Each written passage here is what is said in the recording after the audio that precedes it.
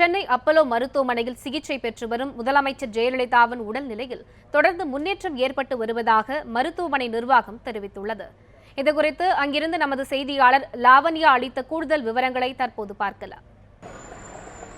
அதிமுக பொதுச் செயலாளரும் தமிழக முதல்வருமான ஜெயலலிதா அப்பல்லோ மருத்துவமனையில் செப்டம்பர் 22ஆம் தேதி உடல்நலக்குறைவு காரணமாக அனுமதிக்கப்பட்டிருந்தார். இந்த நிலையில் முதல்வருடைய உடல்நிலை தற்போது சீராக முன்னேறி வருவதாக மருத்துவமனை நிர்வாகம் தகவல் தெரிவித்திருக்கிறது. அது மட்டும் இல்லாமல் கடந்த அக்டோபர் 10ஆம் தேதி வெளியிடப்பட்டிருந்த செய்திக்குறிப்பில் முதல்வருக்கு மருத்துவ சிகிச்சைகள் சீராக வழங்கப்பட்டு வருவதாகவும், அது மட்டும் இல்லாமல் முதல்வருக்கு பல்வேறு மருத்துவமனைகள், குறிப்பாக அப்பல்லோ மருத்துவமனையில் சிறப்பு மருத்துவ குழுவினர் அமைக்கப்பட்டிருந்தாலும் டெல்லி எய்ம்ஸ் மருத்துவமனையிலிருந்து மருத்துவ குழுவினர், அதே போன்று லண்டனில் இருக்கக்கூடிய சென்ட் தாமஸ் மருத்துவமனையின் மருத்துவர் டாக்டர் ரிச்சர்ட் ஜான் பீலே ஆகியோரும் முதல்வருக்கு சிகிச்சை அளித்து வருகிறார்கள். இந்த நிலையில் சிங்கப்பூரில் இருக்கக்கூடிய மவுண்ட் எலிசபெத் மருத்துவமனையின் மருத்துவ குழுவினரும் தமிழகம் விரைந்திருக்கிறார்கள். அவர்களும் முதல்வருக்கு சிகிச்சை அளித்து வருவதாக மருத்துவமனை வட்டாரங்கள் தகவல்கள் வெளியாகி இருக்கிறது. இந்த நிலையில் மருத்துவமனை வெளியிட்டிருக்கக்கூடிய செய்திக்குறிப்பில் முதல்வருக்கு பல்வேறு விதமான சிகிச்சைகள் வழங்கப்பட்டு வருவதாகவும், சுவாச அழற்சிக்கான சிகிச்சை வழங்கப்பட்டு வருவதாகவும் மருத்துவமனை செய்திக்குறிப்பில் தகவல் வெளியாகி இருக்கிறது. அதே போன்று முதல்வருக்கு இருக்கக்கூடிய